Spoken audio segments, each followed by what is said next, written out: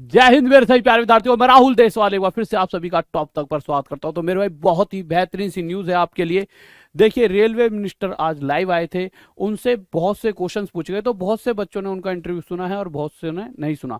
तो देखिए, सभी के लिए ये इंपॉर्टेंट होने वाली है वीडियो बहुत ही ज़्यादा। और साथ ही साथ मैं बात करूंगा कि कुछ बच्चों का एलवी टेक्निकल रिजल्ट कैंसिल हुआ है, उसका नोटिस के बारे में बात करेंगे। पूरा नोटिस बताऊंगा उसमें क्या है। और ग्रुप डी में 200 से भी ज़्यादा छात्रों का मेरे भाई कैंडिडेचर रद्द कर दिया गया है। तो इन सभी पे बात करेंगे। बट आज जो सवाल पूछे गए वो सवाल यही थे। देखिए, आपके और सभी बच्चों के जहन में एक ही बात है, यार कमेटी पे कमेटी बन रही है, पर मुद्दा है कि उस कमेटी का एंड रिजल्ट कब तक आ जाएगा। भाई साहब, कब तक प्रॉपर डेट नोटिफिकेशन आएगा कि कब एग्जाम होंगे, कब सीबीटी 1 का रिवाइज रिजल्ट आएगा, कब ग्रुप डी का सीबीटी 2 नहीं होगा इसका नोटिस आएगा मेरे भाई, और एनटीपीसी सीबीटी 2 का एग्जाम होगा अब कब होगा, और इसी तरह से ग्रुप डी का एग्जाम कब होगा। तो ये बहुत मतलब बहुत बड़े मुद्दे हैं जो हर बच्चे के दिमाग में। तो उसी के लिए मेरे भाई ये सामने आपके वीडियो चलने वाली है, इसमें सारी चीजें आपके क्लियर हो जाएंगी, ध्यान से सुनना। बदलनी पड़ेगी। सर दूसरा एक छोटा सा सवाल सर, एक और एडिशनल छोटा सा सवाल था सर। एनटीपीसी और आरआरबी एग्जाम को लेके आपने मीडिया में भी आए, आपने बहुत सारे सभी लोग ये प्रश्न पूछे हैं, उससे पहले मैं स्वयं कह देता हूं बराबर कि बहुत लोगों के मन में प्रश्न होगा। सर उसमें एक छोटा सा टाइमलाइन देके करिएगा, क्या कोई डेडलाइन आप तय करेंगे कमेटी रिपोर्ट आने के बाद कितनी देर में निस्तारण कर? आपने चलिए मैं पूरी बात बता देता हूं जिससे कि सबके मन में ये प्रश्न है, तो क्यों ना मैं पहले बता दूं। देखिए, रेलवे ने रिकॉर्ड एम्प्लॉयमेंट करने के इरादे से वैकेंसीज निकाली थी 2019 में। रेलवे की नौकरी आप सब जानते हैं बहुत ही लोगों को पसंद है, क्योंकि एक स्टेबल ऑर्गेनाइजेशन है, लॉन्ग टर्म ऑर्गेनाइजेशन है। ये ऑर्गेनाइजेशन जिसका देश भर में विस्तार है, हर सबसे जन जन से जुड़ा है, एक इमोशनल कनेक्ट है। इसलिए एप्लीकेशंस निश्चित तौर पे बहुत ज्यादा आएंगी ही आएंगी, बहुत ज्यादा से ज्यादा नौजवान इससे जुड़ना चाहेंगे ही चाहेंगे। एप्लीकेशंस खूब संख्या में आई, 1 करोड़ से ज्यादा आई एनटीपीसी कैटेगरी में भी और लेवल 1 कैटेगरी में भी 1 करोड़ से ज्यादा दोनों जगह आई एप्लीकेशंस।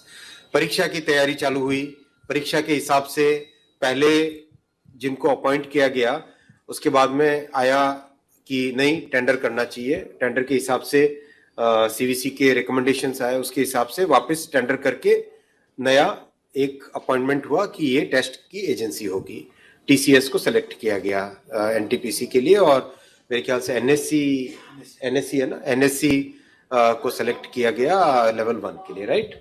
मैं पूरी बात बता देता हूं जिससे किसी के मन में कोई संदेह ना रहे। एग्जाम डिस्पाइट कोरोना का जो ऐसा कालखंड था जो आप सब जानते हैं, हम सब ने झेला है उस कालखंड को। उस कालखंड के दौरान भी एकदम ट्रांसपेरेंट वे से टेस्ट किया गया। उस टेस्ट में आप सब जानते हैं कि कहीं से कोई किसी तरह की पेपर लीक की बात नहीं है, कहीं पे कोई मैनिपुलेशन की बात नहीं है, बहुत अच्छे तरीके से टेस्ट हुआ।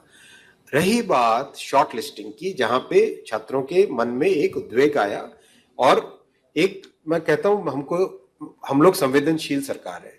हमारे मन में ये भावना है कि हम सेवा करें, हमारे मन में ये भावना नहीं कि हम राज करें।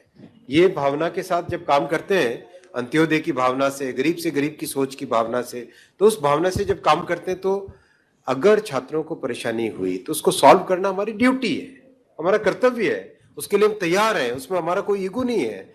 हमारी जिम्मेदारी है कि जो रेलवे से जुड़ रहे हैं उनके मन में अगर कोई प्रॉब्लम है, कोई संशय है, कोई पॉइंट पे डाउट है, किसी कारण से उद्वेग है, तो हम उसको समाधान करना हमारा ड्यूटी है।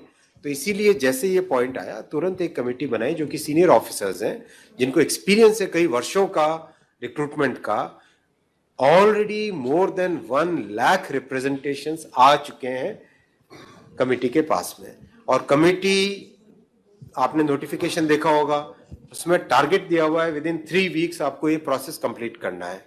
तो जैसे जैसे रिप्रेजेंटेशन आ रहे हैं उसका तुरंत उसका एग्जामिनेशन भी कंप्लीट कर रहे हैं, जिससे कि एक फेयर वे में इस प्रॉब्लम का समाधान किया जा सके। 3 प्रॉब्लम्स हैं।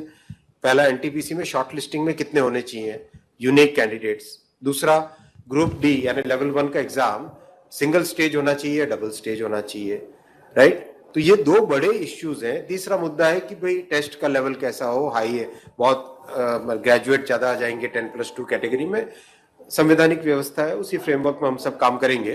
तो इन तीनों का समाधान करने के लिए हम लोग तत्परता से काम कर रहे हैं, टाइमलाइन लेके काम कर रहे हैं। संवेदनशीलता के साथ काम कर रहे हैं, सेवा की भावना के साथ काम कर रहे हैं।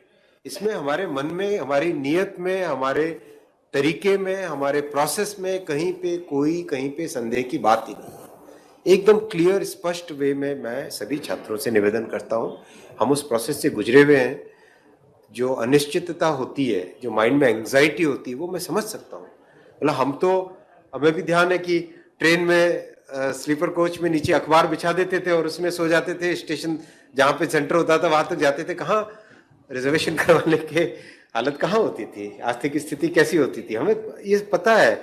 जिया सराय में रह के रहना, एक ही दोस्त के घर में 7-8 लोग हम रह जाए, एक रूम में रह जाए, ये सब आप सबने देखा है, हमने भी देखा है। हमारे छात्रों की जो भावना है, उस भावना को हमने महसूस किया हुआ है, उसके साथ संवेदनशीलता से डील कर रहे हैं। मैं नहीं कहता कि इसमें अगर किसी को भी कोई भी डाउट हो तो एकदम खुले में प्रश्न पूछिए, कोई दिक्कत नहीं है, हम एकदम। हाँ भाई, अब अगले पॉइंट पर आ जाइए। जैसा कि आप सभी को पता है, हम इसकी बात करने वाले थे कि भाई रिजल्ट कैंसिल नोटिस तो क्या है, किस तरह से किसका रिजल्ट कैंसिल हुआ है। देखिए, नोटिस क्या है कि जो अभी हाल फिलहाल में रिजल्ट आए थे, कौन कौन सी तारीख को मेरे भाई, 13 तारीख को 2022 में, 19 तारीख को, 13 जनवरी, 19 जनवरी और 20 जनवरी को जो रिजल्ट आए थे उन सभी को कैंसिल कर दिया गया है। ठीक है, तो जिस बच्चा 13 जनवरी, 19 जनवरी और 20 जनवरी को रिजल्ट आया था, the following result replacement panels and corrigendum published earlier stand cancelled with immediate effect due to administrative reason. कुछ उनके अपने रीजन रहे हैं, ठीक है, उसकी वजह से कैंसिल कर दिया है।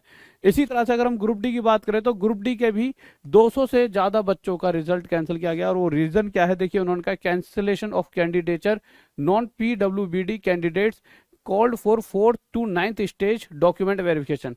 4th से 9th स्टेज डॉक्यूमेंट वेरिफिकेशन में जिन जिन बच्चों को बुलाया था उनका मेरे भाई कैंडिडेचर रद्द कर दिया गया है। बट ऐसा नहीं है कि आप आवाज नहीं उठा सकते। उन्होंने एक ईमेल आईडी दिया, मैं इसको बड़ा करके दिखा देता हूँ। देखिए, उन्होंने कहा कि अगर किसी को लगता है कि आपका हमने गलत तरीके से आपका कैंडिडेचर रद्द कर दिया है तो आप RRCWRDDOC, ठीक है, @gmail.com पर आप हमें मेल कर सकते हो। अच्छा, जो बच्चे हैं वो बच्चे इस तरह से, ये पूरी लिस्ट है उन बच्चों की, सभी बच्चों की लिस्ट है, ठीक है मेरे भाई, सभी 200 बच्चों की ये लिस्ट है। आप यहाँ पर अपना रोल नंबर, नेम वगैरह डालकर भी आप अपना नाम देख सकते हो कि आपका नाम है या नहीं। तो मेरे भाई आपको ये सारी की सारी चीजें आज ही देख लेना अपना, इससे कि अपने यहाँ पर भेज सको। बट उससे पहले आपको पता है कि मेरे भाई एक तो हमारा कोर्स ले सकते हो 499 में, कहाँ पर पड़ा है, टॉप तक ऐप पर, डाउनलोड टॉप तक ऐप।